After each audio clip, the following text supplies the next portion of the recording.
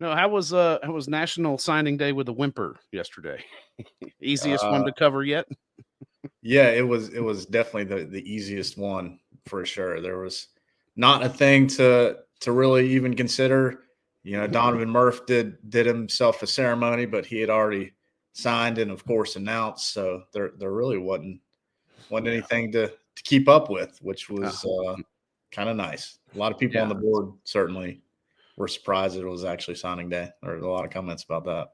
Yeah, I mean, you just was it on. comes by now and you don't even notice it. It used to be something you blocked out time for to sit there and keep an eye on ESPN, but now I guess that one happens in December. Yeah, Kind I of. mean, there was a time when I would have to set my alarm to wake up at, I don't know, 6 a.m. or so to be sure I was ready for I think it was 7 o'clock was the time when the fax machines would get rolling and Right. guys would start sending stuff in and do Yeah, that. I love Fink's tweet yesterday where he put that out and it was like a picture of a fax machine. I was like, "Oh, I know what that is." Yeah. Well, I think basically the guys and there aren't national letters of intent anymore like there were back in those days even, but I think guys pretty much just do something like DocuSign.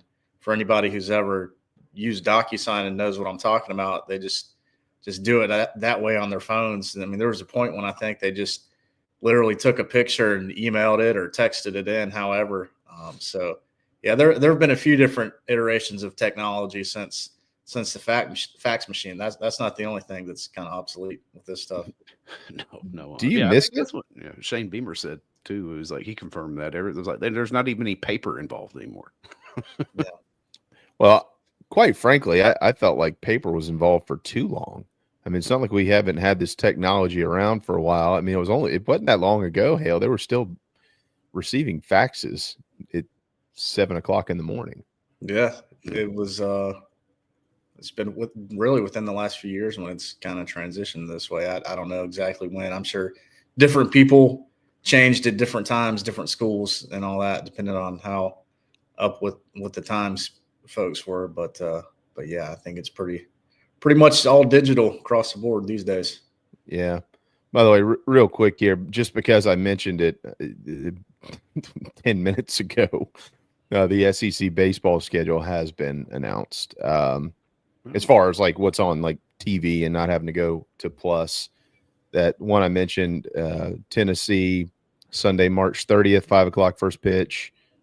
Presbyterian, Tuesday night, April 1st, Thursday, April 10th in College Station, 8 o'clock on ESPNU.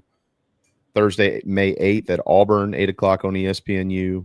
Saturday, May 10th at Auburn, 3:30 on the SEC Network. And Thursday, May 15th, LSU on the SEC Network. That's game one of that series, Maneri and LSU, the whole deal. There are always flex games too, especially later in the year that will be flexed. So we'll keep an eye on those. But we mentioned it, so I wanted to make sure that I address that.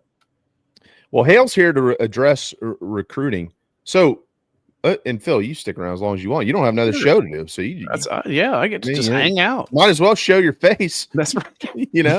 Show us your face. That's right. I know. I was about to say that. For I that, didn't wonder in today's times if that band of lonely housefrows that totally has to see me to have a good day every day. Yeah. I was it yesterday, I think, or the day before, Hale, you had a column about Beamer sending videos to prospects. We're talking about fax machines and DocuSign being new. Is that new? Because I don't. No, they've done it for. I don't know if they've been doing it since he got here, but it's been. This is at least the second year, probably third, that they've been doing that, where they send out videos from Beamer to guys for the next signing class. So he was sending some customized little cameo like videos to 2026 recruits yesterday. So I would imagine they probably filmed those a little bit ahead of time. Maybe that's what they were doing on Monday and Tuesday, getting that ready, or getting those ready to fire off on Wednesday. And it's a nice little touch there. And it's a good way for folks to get a better sense if they're not totally locked in on our coverage in the Big Spur to see like, hey, if these guys are posting these custom videos from Beamer, that's probably a pretty good sign that these are the types of recruits we need to really pay attention to. Oh, okay. So it's kind of like the Batman symbol. Yeah, in a way, yeah, it is. But there's a purpose there. Beamer's trying to get some players, so that's I don't know. It's just kind of neat to see how they send those out and who puts them out and all that type of thing. At the very least, it helps me keep up and make sure I know what's what. Yeah, that's right. All right. So now that all the rankings have been adjusted, they're final for this class and all that stuff. Your high school prospects, your transfer portal prospects. Give us your evaluation. Did it adjust, like, based on what you knew about the class? Because obviously you've covered these guys pretty closely. That's your job to do that. When the rankings adjusted, how to overall give us your synopsis of the class and how it relates to those rankings? Yeah, so for the high school class, I think it's I mean the receivers, the number of receivers in the class is like 6, I guess. And when you see so many who are listed as 4 stars, whether it's Brian Rowe or Lex Cyrus, Donovan Murph made a big jump. You know, he reclassified this past fall and was rated as a 90. Then they jumped his rating up to I think maybe like 92 or 93. I can't remember off the top of my head. So he's like highly up there in the top 247. And so Malik Clark has been pretty high up there for a while now, really since he's committed to Florida State last summer. Then Donovan Darden jumps past all of them after having a big Shrine Bowl and was a guy who got an invite to the All-American game, the Navy All-American game. It used to be the U.S. Army All-American game. Shed Surratt Jr., the offensive lineman from Gaffney, got a big Shrine Bowl and got invited to that game, that All-American game, and made a big jump in the rankings. So I think it just kind of speaks to what we've been sort of talking about with this class for, I don't know, I should say probably about 6 or 7 months, because around this time a year ago, there were a lot of people who were very concerned about the state of the 2025 recruiting class and the lack of bodies who were in there, when it was just Jaden Sellers and I think maybe Brian Rowe and maybe somebody else. And you know, there was some hemming and hawing, but at the end of the day, they've signed a bunch of really talented players, not just a receiver. I like the group of linebackers they brought in. Some of those guys I think are rated a little low. You could say that about the DBs as well. So I think even with you look at the class and the top end, like from a ranking standpoint, there's a lot to get excited about. But at the same time, I think there's even more to be optimistic with guys like Josh Smith, who I think is very low. I've said all along since DeMarcus Leach got rated as an 87, and that's where he stayed through the end, that I think he's underrated. And there are a couple others. I mean, Christopher Hatfield, who people don't really talk a lot about, but he's as good looking as a prospect as there is in this class. He's just a big physical dude who's going to come in and play safety and probably be somebody in a couple of years that we're sitting here talking about like, wow, how is he so underrated? So we get caught up in the stars and stuff, but it's kind of fun to maybe pick out a couple of guys who we think are going to outplay those stars that they finish with. Hatfield's 6'3", 205-ish, 210, somewhere in there, right? They are recruiting in the 26 class guys that are of the same size. We're about to watch one go in the first round. I'm not so sure that Nicky Memori is going to be around on day 2 when the NFL draft comes up. That's how they like him. It looks like that. Torian Gray and Shane Beamer and that group of coaches that they've got, they like these big, tall, lean guys to run back there and be the last arm of the defense. Hale, they just develop them and coach them, and it seems to work out pretty good. Yeah, I mean, it's a physical game played by big physical men. So, you know, why not try to load up with as many guys who fit that simple criteria as you can. I mean, like the defensive line and you know, we can count up all the guys who are, 6'5", 270 plus pounds with crazy long arms, or guys who are going to eventually grow into that. I mean, there are a bunch of them, not just in this class, but we're starting to see more and more on this roster. And it's very clear that they've got a type for each position, not just DB or safety or cornerback or tackle, or just it's across the entire team. There are some factors, critical factors, I guess you could say, and height, weight, arm length, and potential to grow are all part of the equation. And there's a common theme there with just getting big dudes who can be physical and also run fast and play good football. All right. If I'm wrong, stop me in my tracks. Murph, Hammonds, Mike Tyler, the big defensive lineman from Covington, Georgia, Christian Ingram, Hatfield, and the kicker, Max Kelly. None of them have enrolled at South Carolina. Right. Yeah. Do you have enrollment dates? I mean, I don't have specific dates, but it's probably some point in May or June. Just depends on when they finish. Like Max Kelly, for example, he's in Tennessee. I don't know when Tennessee schools are done. I mean, there could be a situation where him or whoever else isn't done till the end of May, so they can't obviously get into Carolina for the Maymester, but maybe some guys can. I don't know. I don't have those set dates. All I know is that it's safe to say they'll be in at some point during the summer. Okay. Yeah, during the summer. Okay. That's what I was getting at, because I know occasionally there's a guy or two that kind of lingers out there and doesn't show up till August, and they're way behind. Sure. Yeah. I don't think there's anybody like that. Okay. You mentioned guys kind of flying under the radar, kind of per their ranking. Just specific to the high school class here in 25, Hale, the defensive end position, you're talking about Jaquavius Dodd, and they're in-state guys, Jaquavius Dodd and Anthony Addison. Matter of fact, you've been quite outspoken about Anthony Addison before.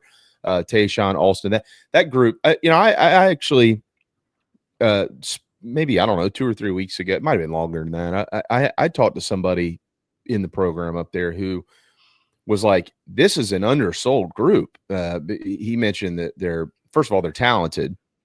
And then second of all, their work ethic, kind of that chip on the shoulder, blue collar mentality, and all those things. I know you've seen these guys play, and so what is your synopsis of that group? You're not listing 5 stars. Might be able to list some of those in the 26 class. We're going to get to that. You're not listing 5 stars, maybe really not even listing 4 stars per a bunch of folks, but it seems to be a pretty solid group. What do you think about them? Yeah, so Alston's a linebacker. I think he's a defensive end on 24/7, but the high school ends are Addison and Quay Dodd, and yeah, I've like you mentioned, I've said some really glowing things about Addison before. He's tough and as physical as they come in this class. Pound for pound, he might be the best defensive recruit they've got, just as a player. If you can look past crazy, like what Jaquavius Dodd could be, or what Donovan Darden is from a recruiting ranking standpoint right now. Dodd's got still some room to grow as a player, not necessarily physically, but he's still developing that way.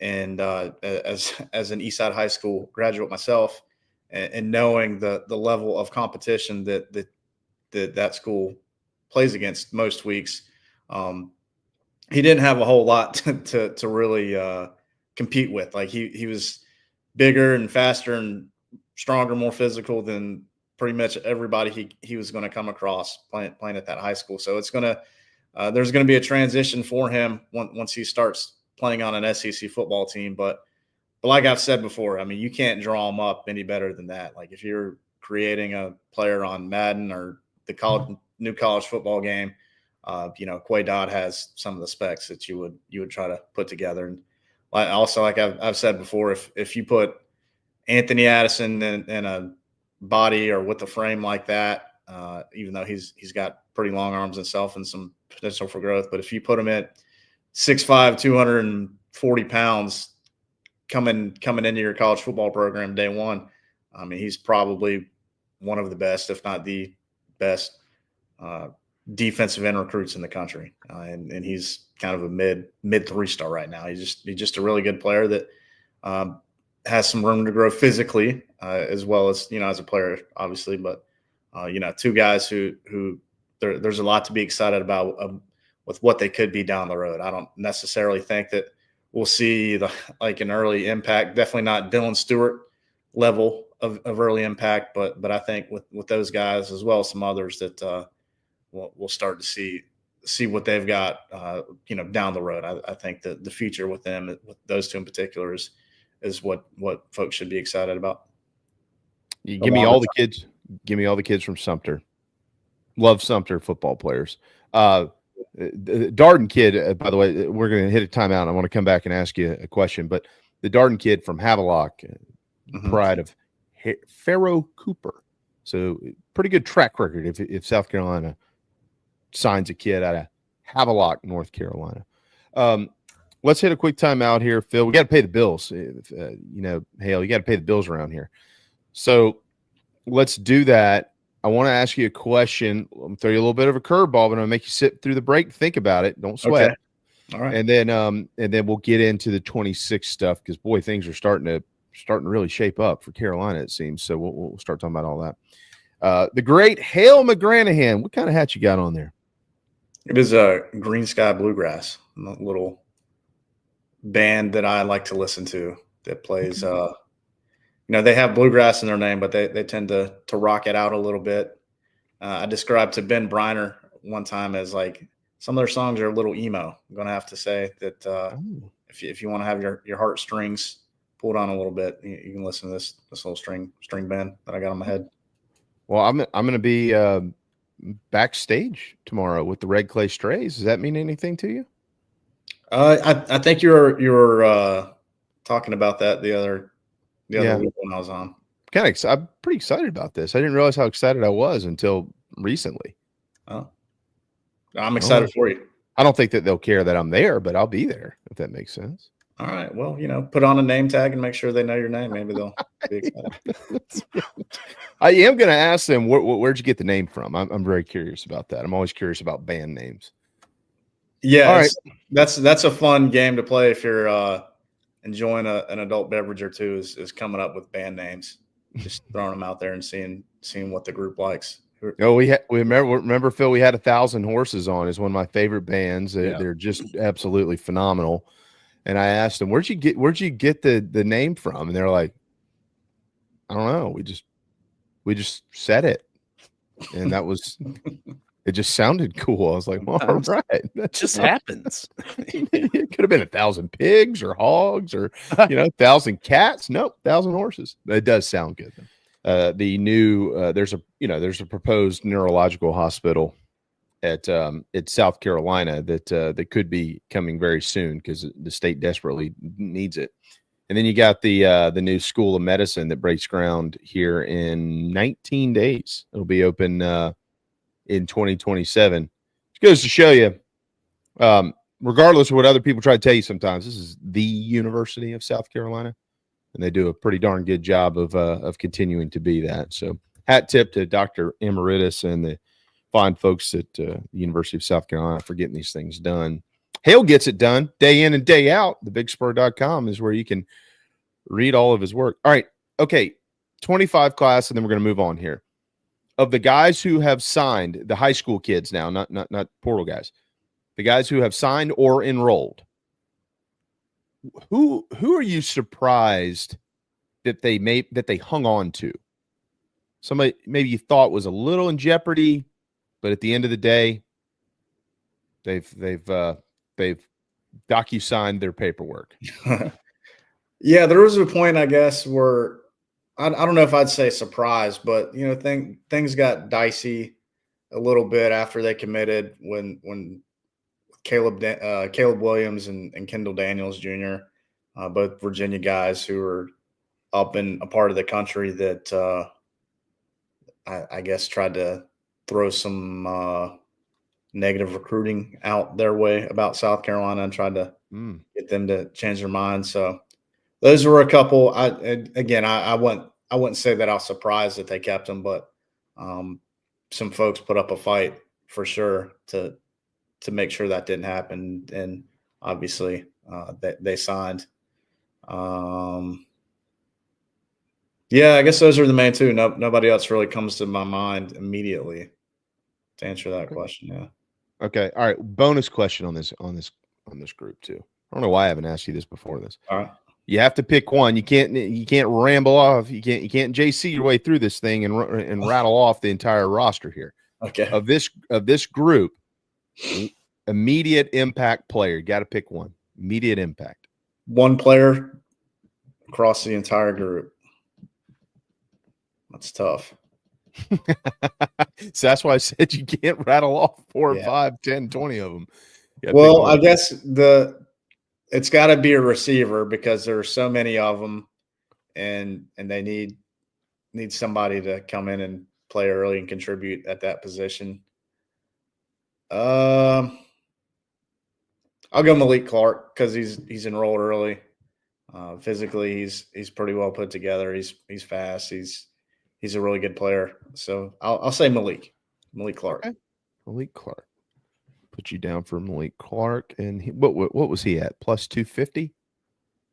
No, I'm just kidding. Yeah, I don't know. He might have been a little lower. No, I'm just messing, man. All right. I kind of tend to agree with you on that for whatever it's worth. Moving on to 2026 here, Hale. Let's start in the Tar Heels state with Rodney Dunham. What is the latest on him? I don't know if there's anything new per se since the dead period began.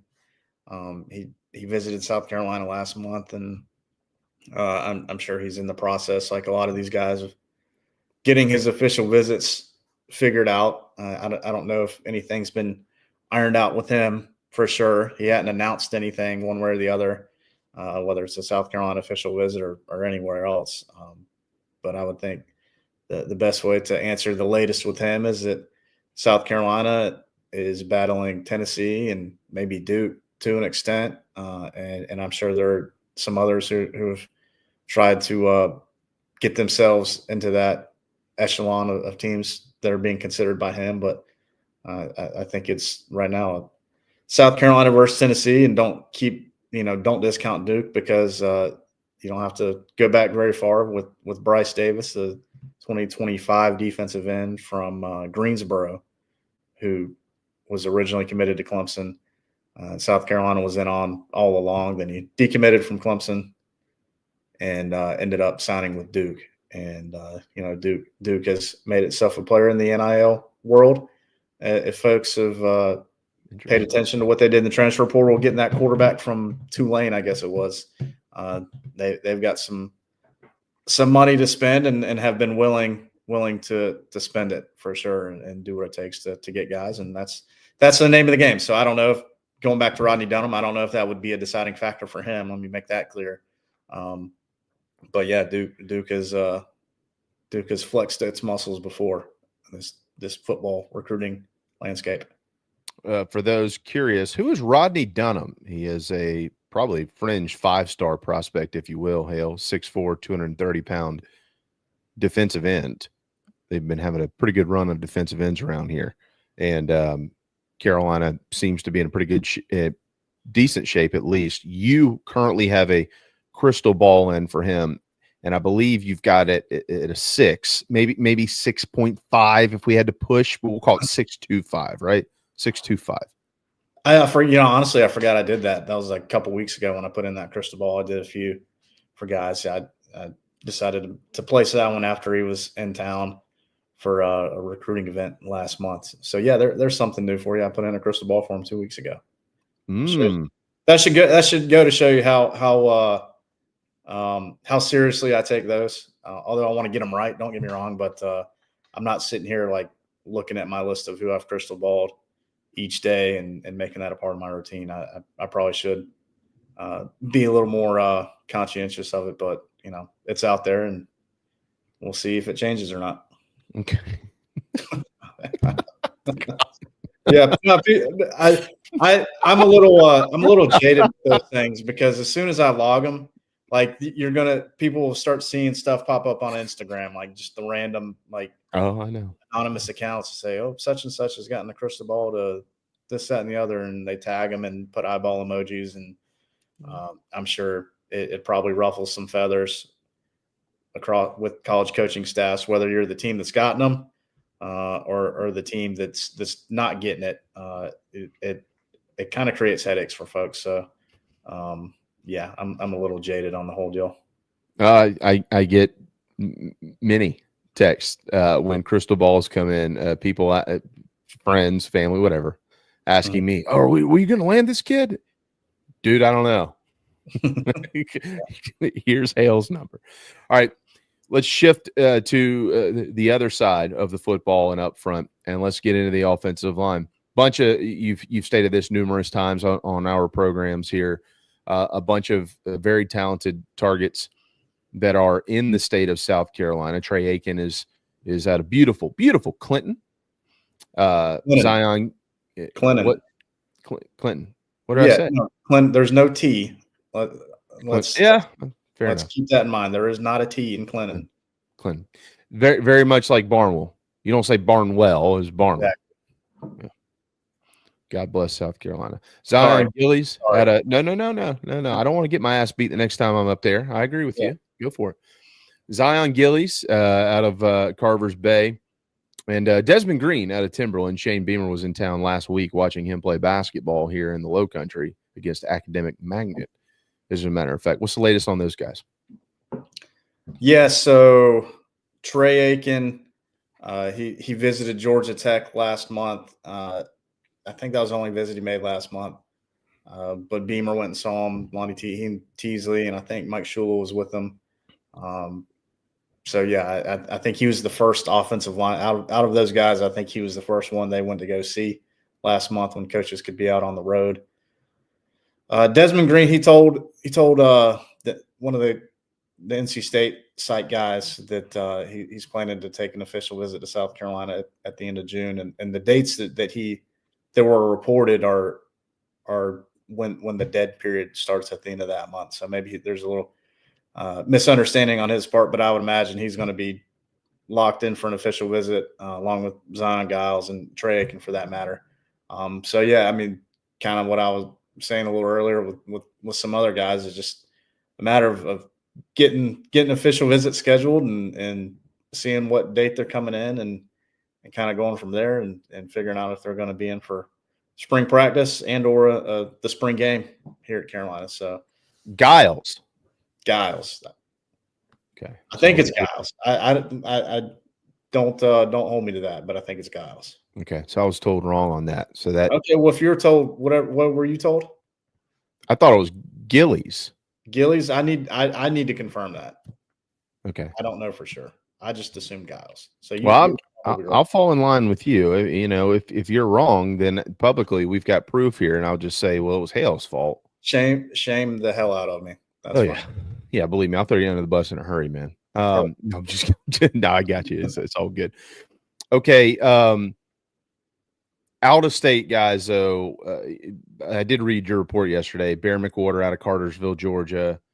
I'm not even going to try to pronounce the other guy's name, the Carr kid from IMG. But Darius Gray from Richmond is getting a bunch of play, and he's a composite 5-star now. What's the latest with that group? Yeah, I believe it's Genevieve Carr. Okay. Who's at IMG Academy from Ocala, Florida originally. Really, Genevieve Carr and Darius Gray are two guys who South Carolina has been recruiting for at least 2 years. I mean, going back to when they were freshmen almost, or I think in the case of Darius Gray, the summer before his freshman year.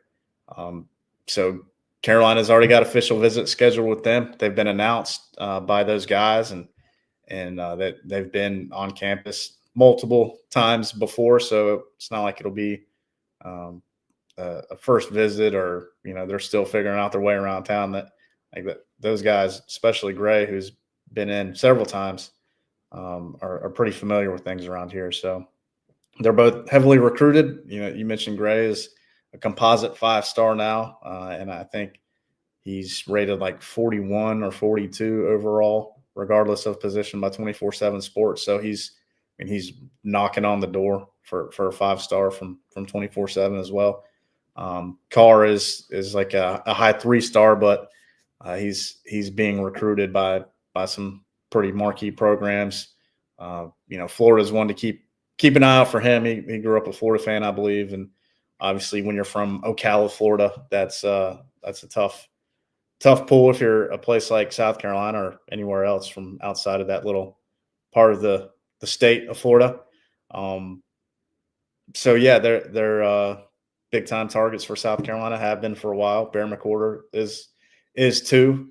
With all these offensive linemen you just mentioned, JB, he's rated the lowest, but that doesn't mean that they don't think any less of him. South Carolina, that is, they love him. He was committed to Arkansas at one point, and for anybody who wants to just say, "Oh, recruit guys that Sam Pittman likes," there you go. Here's another name for you, Bear McWhorter. I thought it was kind of universal. If you got a football player, especially a lineman named Bear, you have to recruit him, right? You don't let that guy go. Yeah, I mean, hey, Cutter Woods has a younger brother named Bear, and he's Bear Woods. Bear Woods, yeah, he's a basketball. Awesome. He's actually a pretty good basketball player from what I understand, a lefty. I can't remember if he plays football or not, but yeah, Bear Woods, not an offensive lineman though.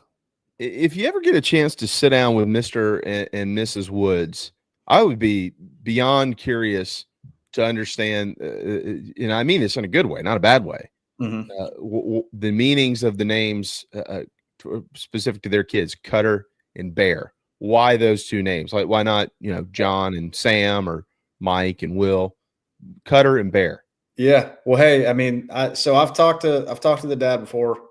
His name, and I should have asked him about Cutter's name, but Cutter's dad is named Odie. So that man's got a great name too, like a very obviously unique name.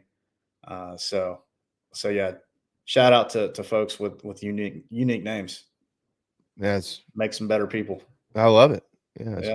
Pretty fantastic. Of I understand the in-state group, Carolina really likes where they are. We'll see if they get all of them or need all of them or take all of them or whatever.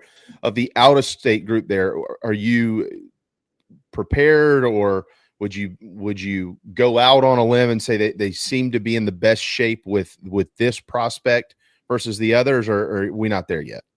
I mean, it can change. I mean, they've been in great shape with Darius Gray for a while, but as he's continued to move on with this recruiting process, like a lot of people are coming after him. Like, so I don't know if necessarily they're in as great a shape now as they were maybe a year ago. So,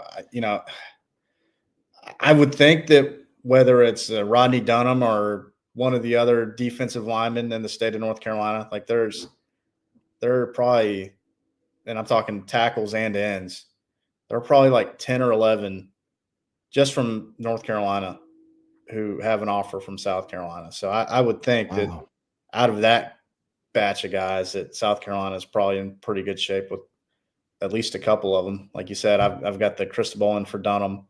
That's the set of twins who are up in Matthews, North Carolina, Aiden and Andrew Harris, who are both interior type guys. Things have really heated up with them. So I think if you're looking for like a new name or new names of guys who things appear to be in a good spot with, those are some recent ones. So, I'll throw them out there for sure. I mean, Samari Matthews, I've mentioned before, I believe with you, JB, that, and he's a cornerback from Cornelius Huff High School outside of Charlotte. I mean, there may not be a 2026 recruit who's been on campus as an unofficial visitor at South Carolina more than Samari Matthews. He's just been here a ton. So I would probably have to mention his name, and I'm sure there are some others who are, who I haven't said, but those are kind of the main ones, some of those guys in North Carolina. Okay. The Harris kids, Aiden and Andrew, the twins from Matthews. I have twins, so I, big believer. If they had to fight the Lindsays or the Brinkleys, who do you think would win? Well, I would hope the Brinkleys or the Lindsays, since they're grown ass men, and these two fellas, while one day will be that, they aren't that yet. So Well, look, I've watched Jordy and Dusty fight. I'm taking the Lindsays still today, 17 years later. that seems to be the consensus that I've gathered over my years of Yeah. of knowing who those guys are. Yeah, they have and I'll have to check on this, and I need to remind myself, but they do during the football season, and I'm pretty sure during the spring game, they have a barbecue set up in Gamecock Park. It's a bus. It's an old bus that they've turned into like a food truck. So if anybody's ever bought from that, Jordy and Dusty are in there. That's theirs, and they've done a wonderful job. It's great food. They've done a great job. Well, So I might have to hit that up this spring game and maybe take a little nap through it, since it's going to be at night and I might get tired. So maybe get a little barbecue to help push me over the edge there. yeah, that's what I'm talking about. Yeah. All right, give us the latest on the kids that they're looking at in the secondary.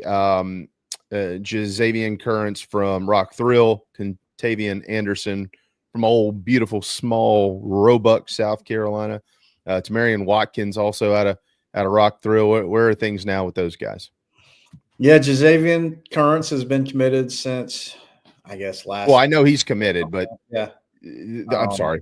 I should have asked that differently. Overall, the entire group, and with Currents, any fear that the really bad thing can happen down the road? I mean, I wouldn't say there's fear, but it's always the elephant in the room, I guess you could say. He's a really good player and has people who are still probably trying to recruit him. Mm-hmm. So yeah, I think he's solid. I mean, he committed early, and he's from Rock Hill, and I think South Carolina will ultimately hold on to him for sure. Contavian Anderson, he put out a top 6, I guess it was, earlier this week, and South Carolina, of course, Clemson, were both in it. As for the other 4, to me, it's kind of irrelevant. I think it's a South Carolina versus Clemson battle for him. Okay. And if I had to give an edge, like, I don't have a crystal ball in for him, but if my boss at 24/7 called me and told me I had to put one in for him right now, I would just throw Clemson just because. So yeah, then Tamarian Watkins, who's from Northwestern High School in Rock Hill, rival of South Point and Jazavian Currents, of course. I've got a crystal ball in for him to South Carolina. And Anderson and Watkins and Currents, for that matter, were all on campus last month, and Shane Beamer and Torian Gray went and saw them at their schools or their homes last month as well. So priority targets for sure for Carolina. And it just seems like you can always count on South Carolina coming up with a couple of DBs, or at least one DB from this state each cycle. It's like clockwork these days. Peyton Dyer out of Duluth. He isn't related to Michael Dyer, is he? I don't know. Is Michael Dyer from Duluth? I can't remember. I thought he was from Georgia, but I don't know. Maybe somebody in the chat box could remind us. He was the same year as Lattimore. Remember that when he went to Auburn. And I started doing the math in my head, and I was like, Lattimore got here in 2010. So I just don't know that the kid could be old enough unless, something. Oh, to be his son? Yeah. No. Or is it his nephew or? Yeah, I don't know if there's any relation. Okay. Yeah. All right. Well, I saw a picture with him. I mean, I saw a picture of Peyton Dyer with his parents, and I looked at the guy. I had never even thought about it. I looked at his dad, and I thought, man, that looks like Michael Dyer. Just stocky, shorter. I mean, Dyer wasn't a big guy. Right. This kid is bigger, much bigger than his dad. Michael Dyer, I think, was like 5'10", Hale 5'9", maybe. I don't even know if he was 5'10". But it looked like him. So I thought, well, I wonder if there's some sort of relation to that guy or not. Not to my knowledge. I'll have to check on that. Yeah. All right. Well, please do put that at the top of your list if you don't mind. And also, if you don't mind throwing some odds on which set of twins would maybe winning a brass knuckles like WWE fight or something like that. Carolina's sitting on 5 commitments in the 26 class. What do you expect the spring to look like from everybody's always antsy for commitment, Hale. I know the summer certainly has been good to the Gamecocks over the last few years under Shane Beamer. What do you expect the spring to look like and how much it could change that number? Yeah, I'm sure there will be a few. Contavian Anderson is looking to commit I think it's during April. I believe his birthday is some point in the middle of that month. And so he's the only guy I know for sure right now, off the top of my head at least, who's planning to commit somewhere in the spring. So I'm sure there will be others, and whoever ends up at South Carolina, obviously that remains to be seen. But I think most of the movement will be in June, July, August, because these guys want to take their official visits, and rightfully so. So yeah, there'll probably be a little bit of action in the spring, but yeah, I think majority of what's going to unfold will take place during the summer months. All right, and then finally to wrap it with you here, I mean, it just seems it's inevitable that they're going to land a pretty good prospect at the quarterback position in 26. It could be from either coast. Apparently, Landon Duckworth. Apparently, that's not over. What's the latest with that group? Yeah, they've been that never was over. Even after he decommitted, they've been a factor with him. He took a visit to Ole Miss earlier, or I should say last month. So I know that team names certainly gets under folks' feathers these days. Mm-hmm. So yeah, they're involved with him. Florida State is also a contender for Duckworth. The connection there is Gus Malzahn, who's their offensive coordinator now, was in the thick of it with Duckworth when he was the head coach at UCF. So I would say those are probably the primary 3 with him. Then the kid from California, Smigel, who was committed to Florida State. Go figure. Committed to Florida State for a while. And has since backed off of that. South Carolina has not gotten him in for a visit yet, but that should be happening at some point this spring. Other folks involved with him include like UCLA, and he put out a top like 5 or 6 recently, and the other teams who are in that are escaping me. I think maybe Washington's in there, maybe Michigan and/or Ohio State. But yeah, he's got to get in for a visit first at some point. Then, of course, Jared Curtis, who's ranked higher than both of those guys by 24/7, and I think probably a consensus higher across the board, whether it's all 3 rivals, ESPN, whoever. The former Georgia commit who's been to Carolina a few times. I mean, they were recruiting him while Duckworth was still committed here, so he was a popular destination. His house, high school or college head coaches come to see him, and he posted pictures with Bill Belichick and Kirby Smart and Dan Lanning. Oregon's certainly involved with him as well. A lot of big time schools coming at him. So out of those 3, we'll see if one of them ends up at Carolina. I'm not going to sit here and say like they're definitely going to get one. I think maybe folks should keep that in mind as well. Like there's no guarantee that either of these guys, any of these guys, are going to commit to South Carolina, or Duckworth's case, commit again. So there's still some work to be done in that department as well. Well, always continue to monitor it, Hale. I know, I guess from what I understand, Mike Shula, number one, has been doing a nice job, but his message seems to resonate.